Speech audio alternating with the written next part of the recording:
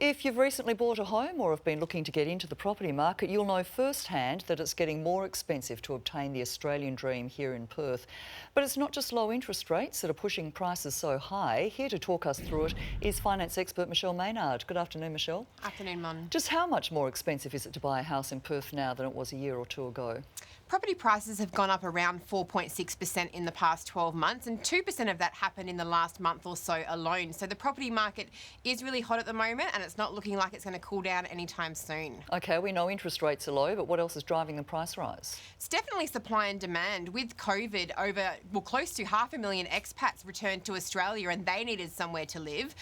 The borders shut, and so people wanted to secure where their work was. So a lot of FIFO workers bought houses here in Perth, and really people aren't going to be spending money on holidays or anything else, so they looked around as to where they could and thought property was a good place to put it. So with so many people looking to buy and not a lot of houses on the market, it's what's driving those prices up. And with such a hot market, is now a good time to buy a first home or investment property then? Well, a lot of investors are returning to the market, especially seeing the rent moratorium is over. They're getting great returns on rental yields at the moment, so it is an option, which really is not great news for those first homeowners because it means there are more people in the market looking for a house. They are saying, though, that it isn't the bottom of the price rise, so if it's something that you can afford to do now rather than later might be a good time to look, because they are predicting that those prices are going to still head north. So how long do analysts think our market will stay like this? They're predicting that the house prices will increase up to 15% in the next 12 months, but they're saying by the second half of 2021 it will slow, so not be at such a rapid rate.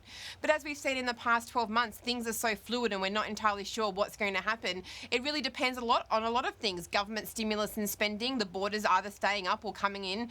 So they're saying another 12 months these property prices are still going to keep increasing, which is good news for home owners but not for those trying to enter the market. And finally, Michelle, very quickly, what should buyers be aware of? What's perhaps the top thing to be aware of? The top thing here is interest rates are at a record low, but house prices are high. So if you are stretching yourself now, you're going to get yourself into trouble when those interest rates go up and your mortgage price increases. So don't overstretch yourself with your fear of FOMO, of missing out on a house. Make sure you still buy within your means, because once those interest rates go up, you don't want to get yourself into financial trouble. Wise advice, Michelle. Always a pleasure to speak with you. Thank you. Thanks, Mon.